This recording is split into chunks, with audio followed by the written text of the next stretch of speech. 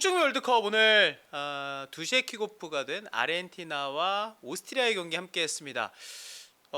저희가 이제 경기 이제 리뷰하고 네. 막 선수도 포커싱도 해가지고 이야기할 텐데 저는 그 생각부터 일단 드네요. 저희가 2시에 이 경기 네. 보기를 너무 잘했다. 음. 월드컵 역사, 그냥 축구 역사에 또 한 줄을 더 쓰게 된 메시거든요.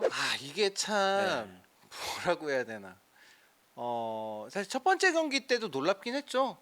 바로 첫 경기에 그냥 헤트트릭을 박아버릴 줄 누가 알았습니까? 그것도 골 퀄리티들이 엄청 났잖아요. 네, 진짜 좋았고 예. 근데 이제 그래 첫 경기 뭐 세 골이나 넣었으니까 두 번째 경기는 좀 쉬어가는 느낌도 있지 않을까? 없어. 없고 이게 아르헨티나 첫 번째 경기도 그렇고 두 번째 경기도 보고 느끼는 건데 모든 게 메시한테 맞춰져 있습니다 지금. 근데 맞춰져 있는 상황에서 어떻게 보면은 음. 뭐 그 말까지는 안 써도 되긴 하는데 메시한테 해줘? 근데 다 해요. 사실 경기 중후반에 또 1대0 상황이라서 한 골 차라서 좀 타이트한 상황이긴 했지만 메시 빼줄 수도 있지 않을까 싶었는데 오늘 풀타임입니다. 그리고 두 골.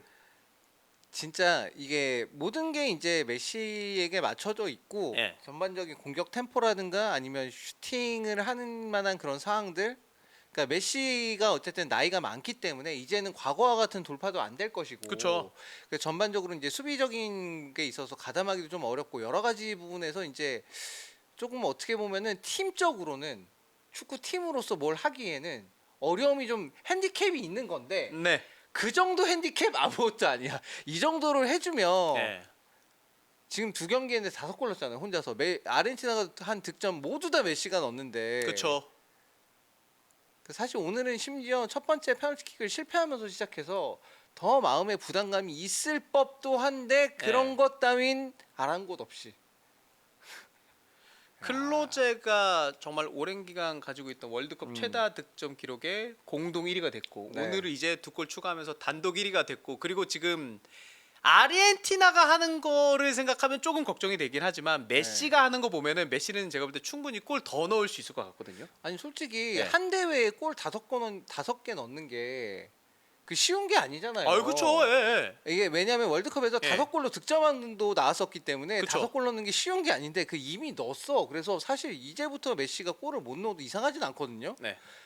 근데 지금 보니까 지금 아르헨티나라는 팀 자체의 세팅이 거의 완벽하게 메시 위주로 돌아가게 되어 있고 그리고 그게 좀 효율적이긴 한 것 같아. 이 정도로 성과물을 내는 거 보면. 예. 근데 물론 이제 그렇게 생각할 수도 있죠. 토너먼트 단계에 갔었을 때 뭐 토너먼트 나가는 건 확정이 됐으니까 토너먼트 단계에 갔었을 때는 당연히 다 우승을 아르헨티나도 우승 후보지만 다른 우승 후보들과의 경쟁에서는 이게 안 될 수도 있는데 그렇죠. 그럼 안 됐을 때 과연 대안이 있을 것인가 그리고 그걸 위해서는 뭐가 되어 있을까라는 게 궁금하기도 하면서도 예. 한편으로는 이게 어디까지 통할까 좀 보고 싶은 마음도 굉장히 큰 것 같아요.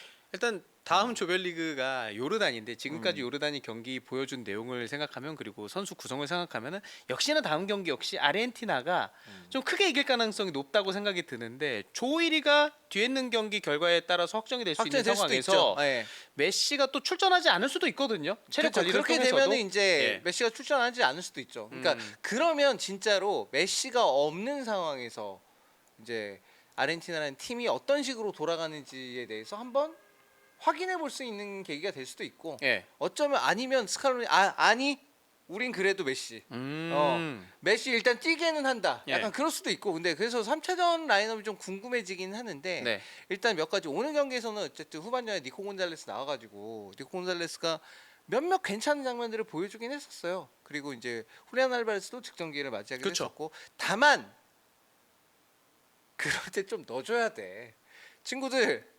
좀 넣어줘야 돼. 그러니까 저희가 장난으로 메시 아니면 이 팀 골 넣을 생각이 없다는데 그러면은 사실 토너먼트 단계에서는 안 되잖아요. 그 넣을 땐 좀 넣어줘야죠. 그래도. 예. 그리고 아르헨티나는 전체적으로는 그 메시에 대한 세팅도 그렇고 꽤 단단한 느낌이 있어요. 중원 선수들도 뭐 엔소나 메칼리스터는 충분히 퀄리티 있는 선수고 풀백 쪽에서는 좀 실수들이 몇 번 있던 것 같거든요. 아쉬움이 좀 있죠. 아무래도 네. 풀백 그러니까 이 아르헨티나의 전반적인 라인업을 놓고 봤을 때는 풀백 쪽이 가장 좀 취약한 예. 그런 포지션이기도 한데 근데 사실 오늘 오스트리아를 생각해 보면 오스트리아의 사이드 공격도 그렇게 위력적이진 못했기 때문에 맞아요. 뭐 이런 부분들이 그렇게 두드러지지는 않았습니다. 다만 사이드가 굉장히 센 나라들 붙었을 때 한번 확인을 해봐야 될 것 같고 오스트리아는 사실 좀 아쉬운 게 공격도 수비도 괜찮아요. 네. 공격을 만들어가는 작업도 괜찮고 수비할 때도 이제 미드필 수비 그다음에 미드필더 이렇게 세웠을 때 괜찮아요.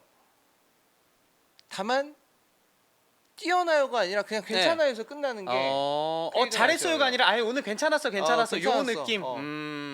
그런 느낌. 예. 그러니까 공격 작업 만들 때는 사이드까지 공이 나가는 거는 괜찮지만 그 다음에 거기서 이제 중앙 쪽으로 다시 보낼 때의 네. 크로스의 퀄리티도 좀 아쉬웠고 중앙 쪽에서 뭘 만들어 보려고 하는 것들은 상대가 두텁게 수비벽을 세면 그거를 또 뚫어낼 만한 무언가는 나오지 않았고 그게 좀 아쉽고 수비할 때는 결국에는 그거예요. 그러니까 오늘 이제 선발 라인업에 있는 선수들이 아르헨티나의 공격 작업에 있어서 베스트에 가까운데 네. 순간적으로 이제 아르헨티나 선수들이 공격할 때 위치를 너무 잘 잡고 그러다 보니까 거기에 대해서는 대응력이 조금씩 떨어지긴 했습니다. 결국 이제 메시한테 두 골을 허용했는데 마지막에 뭐 실점한 거는 뭐 그건 진짜 어떻게 보면 운이 없었다고 볼 수도 있고 그런 식으로 들어갈 거라는 예상을 좀 하기가 어려우니까 근데 첫 번째 골 실점하는 장면을 보고 놓게 되면 결국에는 앞선에 순간적으로 공격수들이 많이 배치가 되다 보니까 그쪽에 시선 다 쏠려버렸고 가장 조심해야 될 선수 네. 메시를 결국 놓친 거죠. 타이밍 뒤늦게 들어가니까 맞네요. 그러니까 그런 거에 대한 것들이 네. 그러니까 오스트리아 입장에서는 좀 아쉬웠고 그다음에 압박을 가했을 때도 결국에는 아르헨티나가 굉장히 수월하게 풀어나가니까 네. 이거 압박을 하는 게 좀 효과가 덜해 보였고요. 예, 그런 면에서 오스트리아는 좀 아쉬웠습니다. 예. 나쁘진 않은데 뛰어나질 않아요. 예, 그게 좀 한계처럼 느껴졌던. 그래서 이제 이런 아르헨티나나 아니면 뭐 프랑스나 뭐 스페인이나 이런 대권 후보들, 네. 우승 후보들 간의 경기에서는 어려움이 좀 있을 것 같다라는 게 좀 느껴지는 경기였습니다. 네. 자, 저희가 이렇게 아르헨티나와 오스트리아 경기 함께 보고 리뷰를 해봤는데 저는 그렇게 마무리를 하고 싶습니다. 축구 팬들에게 특히 뭐 메시를 좋아했던 분들이 이 시간에 경기를 보셨으면 저희 한 10년, 20년짜리 축구 팬들끼리 이야기하면서 안주로 이야기할 만한 그런 경기를 제대로 보신 것 같다. 예, 이렇게 마무리하고 싶습니다. 그러니까 어떻게 메시가 이렇게 골을 넣지? 두 아, 경기에서 이게 5골 진짜 예상했어요. 신기하네, 이거. 와, 어떻게 이렇게 메시만 골을 넣지? 신기할 정도로. 예. 채팅창에 그런 얘기 있네요. 예, 신이 인간들과 경기를 했다. 네. 예. 그러니까 이게 진짜 메시를 추앙을 안 할래도 안 할 수가 없어요. 오늘 경기에서도 니코 곤잘레스나 훌리안 알바레스 그 마무리하는 걸 보면은 차이가 나죠. 안 할 수가 없어 이걸. 예, 맞아요. 와.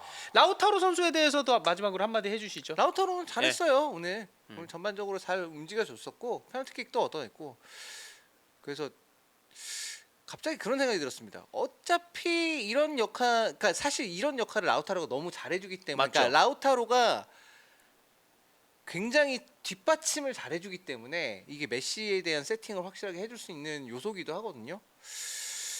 아 근데 좀 넣을 건 넣어야 된다. 아니 그게 그러면은 아니라 예.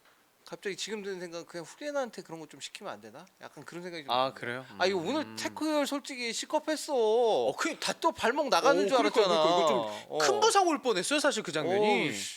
근데 이제 그런 예. 그러니까 톱에서 어쨌든 간에 그 라우타로가 이런 지금 오늘 이 계속해서 아르헨티나가 이런 식으로 공격 작업을 만든다면 네.